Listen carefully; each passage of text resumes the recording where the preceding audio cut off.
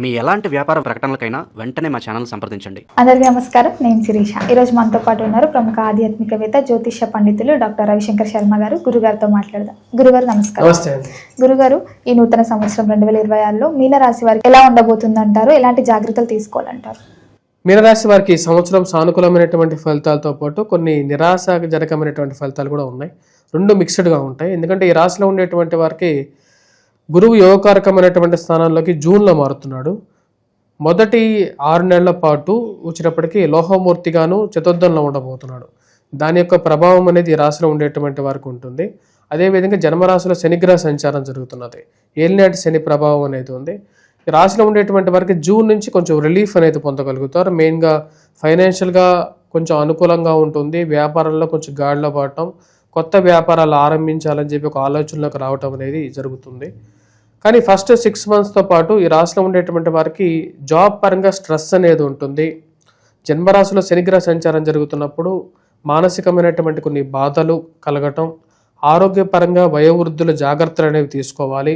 ఈ రాశిలో ఉండేటువంటి వారికి కొన్ని భయాందోళన గురిగించేటువంటి కొన్ని పరిస్థితులు, చుట్టూ జరుగుతున్నటువంటి కొన్ని పరిస్థితులు, కొంతమందికి ఉద్యోగాలు పోవడం, లేకపోతే కొంతమంది ఆర్థికమైనటువంటి పరిస్థితులు చూస్తూ భయపడడం, తద్వారా వచ్చినప్పటికీ ఈ రాశిలో ఉండేటువంటి వారికి కొంచెం భయాందోళనలు కలిగించేటువంటి కొన్ని పరిస్థితులకు లోనవ్వటం అనేది జరుగుతుంది. ఈ రాశిలో ఉండేటువంటి వారు వైవాహిక జీవితంలో కూడా కొన్ని జాగ్రత్తలు అనేవి తీసుకోవాలి. కోపతాపాలకి లోనవ్వకుండా, మాట్లాడాల్సినటువంటి మాటలని పరుషంగా మాట్లాడకుండా ఉండడం అనేది మంచిది. రాశిలో ఉండేటువంటి వారికి సంతాన ప్రాప్తి ఈ సంవత్సరం జూన్ తర్వాత కలుగుతుంది. గురువు యోగకారకమైనటువంటి స్థితిలోకి ఉచ్చ స్థానంలోకి వెళ్తున్నాడు, పంచమంలోకి వెళ్తున్నాడు. అది యోగాన్ని ఇవ్వగలుగుతుంది. రాశిలో ఉండేటువంటి వారికి కొంచెం సపోర్ట్ ఇవ్వగలుగుతుంది. కానీ ఉద్యోగపరంగా మార్పు చేర్పులకి జరగటానికి కూడా కారకంగా ఉంటుంది. ఉన్నటువంటి ప్లేస్ నుంచి కొత్త ప్లేసులకి మారటం అనేది ఒక మెయిన్ కారకంగా కొంచెం హెల్పిటివ్గా కూడా ఉంటుంది. అంటే విదేశం నుంచి స్వదేశానికి రావటం, అదేవిధంగా ఇక్కడ ఉన్నటువంటి వారు ట్రాన్స్ఫర్స్ గురించి ప్రయత్నాలు చేస్తున్నటువంటి వారు ఒక ప్లేస్ నుంచి ఇంకొక ప్లేస్కి మారటానికి కారకంగా ఉంటుంది. ఈ రాశిలో ఉండేటువంటి వారికి మెయిన్గా చెప్పాలంటే సంవత్సరంలో ఫస్ట్ హాఫ్లో కొంచెం డ్రైగా ఉండే విధంగా ఉంటుంది. అంటే కొంచెం ఆర్థికమైనటువంటి పరిస్థితులు, ఆర్థికమైనటువంటి అప్పు చేయాల్సినటువంటి పరిస్థితులు కలిగించుకోవటం, అంటే ఎక్కువగా మన అవసరానికి తగినటువంటి దానికన్నా కూడా ఎక్కువగా వస్తువులు కొనటం, దుబారా ఖర్చు వల్ల కొన్నిసార్లు అప్పు చేయాల్సినటువంటి పరిస్థితులు ఏర్పడటం అర్థం కానటువంటి వ్యవహారంగా ఉంటుంది. ఈ రాశిలో ఉండేటువంటి వారు మెయిన్గా ఆరోగ్యపరంగా ఎక్కువగా కాన్సన్ట్రేట్ చేయాల్సినటువంటి ముఖ్యమైనటువంటి సూచనగా చెప్పడం జరుగుతుంది. ఫైనాన్షియల్గా చెప్పాలంటే గురువు యొక్క సానుకూలమైనటువంటి స్థితి రాబోతున్నటువంటి జూన్ నుంచి అనుకూలమైనటువంటి ఫలితాన్ని ఎక్కువగా ఇస్తుంది. జూన్ నుంచి రాశిలో ఉండేటువంటి వారికి అనుకూలమైనటువంటి ఫలితాన్ని ఎక్కువగా పొందగలుగుతారు. ఉద్యోగపరంగాను, వ్యాపార పరంగాను సానుకూలమైనటువంటి స్థితిలోకి రాగలుగుతారు. పిల్లల యొక్క ఎదుగుదల, వారు వస్తున్నటువంటి పేరు ప్రఖ్యాతులు, మానసికమైనటువంటి సంతృప్తికి గల కారకంగా ఉంటుంది. సంతాన ప్రాప్తి గురించి ప్రయత్నం చేస్తున్నటువంటి స్త్రీలకి అనుకూలమైనటువంటి ఫలితాలు పొందగలుగుతారు.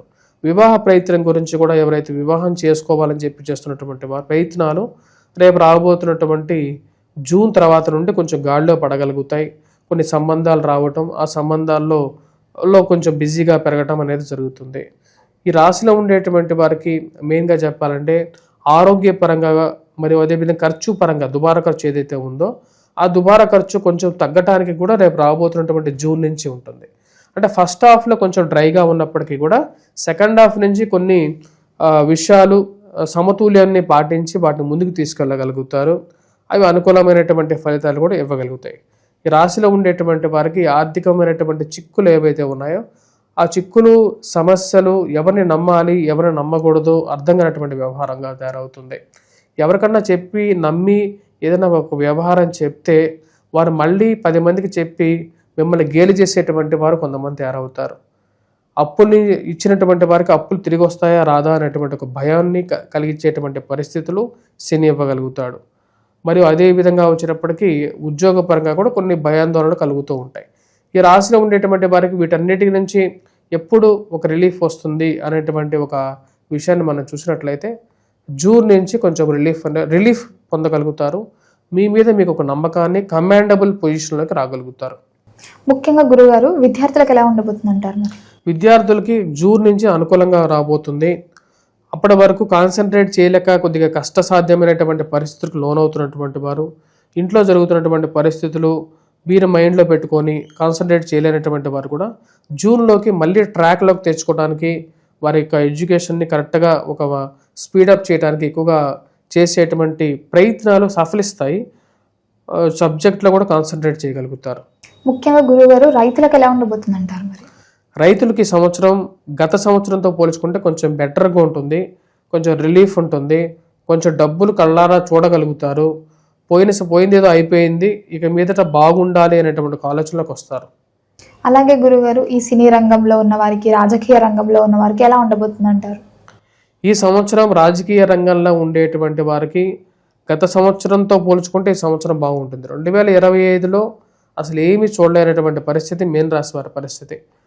ఆర్థికంగాను మరి ఉద్యోగపరంగాను చేస్తున్నటువంటి పెద్ద పెద్ద ఉద్యోగాల నుంచి కింద పడిపోవటం, ఆరోగ్యపరంగాను ఎప్పుడు ఎక్స్పెక్ట్ చేయలేనటువంటి పరిస్థితులు ఎదుర్కొనటం, ఇవన్నీ వారి జీవితాల్లో జరిగినటువంటి వ్యవహారాలే. వాటి నుంచి బయటకు రావడానికి వారు చేస్తున్నటువంటి ప్రయత్నాల్లో కొంచెం లాభదాయకంగా ఉండేటువంటి సంవత్సరం 2026. అది కూడా జూన్ నుంచే స్టార్ట్ అవుతుంది. కాకపోతే ఈ రాశిలో ఉండేటువంటి వారు కొంచెం జాగ్రత్తలు తీసుకోవాలి. సెల్ఫ్ డ్రైవింగ్ చేసేటప్పుడు జాగ్రత్త అనేది చాలా ముఖ్యం. అలాగే గురువుగారు గృహయోగం, వాహన యోగం ఉందంటారా?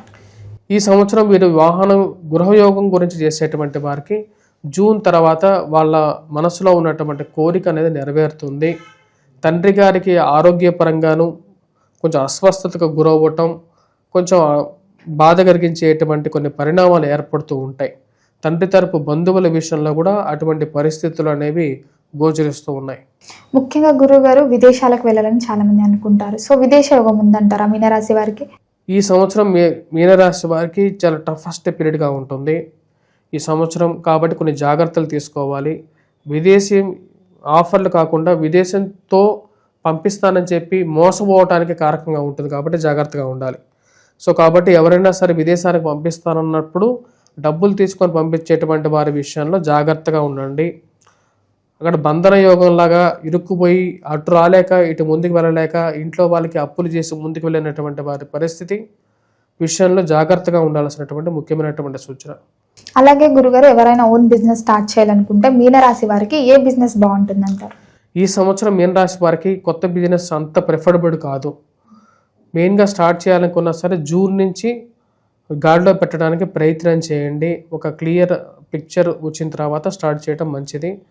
ఈ సంవత్సరం అంత సానుకూలమైనటువంటి ఫలితాలు గోచరించట్లేదు, కాబట్టి ఆర్థికంగా కరెక్ట్గా ఉన్నటువంటి వారు జూన్ తర్వాత ట్రై చేయొచ్చు. అలాగే గురుగారు ఈ శత్రువుల గురించి బాధపడేవారు, నరదృష్టి, నరఘోష నుంచి వీళ్ళకి ఏదైనా విముక్తి కలిగే ఛాన్సెస్ ఉన్నాయా అంటారా ఈ ఇయర్? ఈ సంవత్సరం ఈ రాశిలో ఉండేటువంటి వారికి విముక్తి అంత తొందరగా దొరకదు. వేరే వాళ్ళ ఏడుపులు, వేరే వాళ్ళ కంటి చూపు వల్ల వీరికి కొంచెం ప్రాబ్లమాటిక్గానే ఉండే విధంగా ఉంటుంది. జూన్ వరకు కొంచెం పరిస్థితి టఫ్గా ఉంటుంది. గురుగారు ద్వాదశ రాశులకు మీరు అనలైజ్ చేసి ఒక ర్యాంక్ ఇస్తున్నారు. సో మీ అన్నిటికన్నా ఈ రాశిలో ఉండేటువంటి వారికి చివరి ర్యాంకు 12వ ర్యాంకు ఈ రాశి వారికి వచ్చింది. దానికి మెయిన్ కారణం జన్మరాశిలో శని సంచారం, రాహు 12వ ఇంట్లో సంచారం. రాహు కూడా ఇంచుమించు శని ఇచ్చినటువంటి ఫలితాలు ఇస్తున్నాడు. గురువు యొక్క బలం కూడా జూన్ తర్వాత కొంచెం పెరుగుతున్నది. దానిలో పెద్ద అడ్వాంటేజ్ రావట్లేదు ఈ రాశిలో ఉండేటువంటి వారికి. కాబట్టి వీరికి అధమ ఫలితాన్ని 12వ ర్యాంకు ఇవ్వటం జరిగింది. ఈ రాశిలో ఉండేటువంటి వారు మెయిన్గా ఈ సంవత్సరం వెంకటేశ్వర స్వామి ఆరాధన చేయండి, శనిగ్రహ ఆరాధన చేయండి, శనికి తైలాభిషేకం చేయండి, శని ముందు దీపారాధన చేయండి, దానాన్ని చేయండి. మెయిన్గా ఏదైతే మన దగ్గర ఉన్నటువంటి డబ్బు కానీ ఏదైనా కొంచెం దానం రూపంలో ఇవ్వడం ద్వారా మనకు ఉండేటువంటి కొన్ని పాపాలు, మనకు ఉండేటువంటి కర్మఫలం ఏదైతే ఉందో ఆ ఫలితాన్ని కూడా 10 మందికి పంచినట్టుగా అవుతుంది. దాని యొక్క ప్రభావం కూడా తగ్గుతుంది. ఆ విషయాన్ని గమనించండి. దానం చేయటం అనేది నేర్చుకోండి. ఎంతో కొంత మీ దగ్గర 100 రూపాయలు ఇవ్వలేని వాడు రూపాయి అయినా సరే అక్కడ ఉన్నటువంటి ఏదైనా సరే ఒక మంచి వస్తువు అంటే బెడ్షీట్ కానీ ఏదైనా సరే కొని ఇవ్వండి. అంతేగాని ధనం రూపాయని ఇవ్వద్దు, ఎందుకంటే అది మళ్ళీ మిస్యూజ్ అవ్వకుండా. అదేవిధంగా ఈ రాశిలో ఉండేటువంటి వారు రాహుగ్రహ మంత్ర జపం చేసుకోవడం, హనుమాన్ చాలీసా పఠించడం, దాంతోపాటు దుర్గాదేవిని పూజించండి, కుంకుమార్చన చేయండి. ఇవి సానుకూలమైనటువంటి ఫలితాలు ఇవ్వగలుగుతాయి. వాటితో పాటు దక్షిణామూర్తి శ్లోకాన్ని పఠించండి, గురుగ్రహ మంత్ర జపం చేసుకోండి. ఈ రాశిలో ఉండేటువంటి వారు కాకి నీలాన్ని ధరించండి, 5 క్యారెట్స్ పెట్టుకోండి, మధ్య వేలుగు పెట్టుకోండి. ఇవి సానుకూలమైనటువంటి ఫలితాలు ఇవ్వగలుగుతాయి. గురుగారు ఓవరాల్గా 2026లో మీనరాశి వారికి ఎలా ఉండబోతుంది, ఎలాంటి జాగ్రత్తలు తీసుకోవాలి, ఏ దైవాన్ని పూజించాలో తెలియజేసినందుకు ధన్యవాదాలు. స్వస్తి.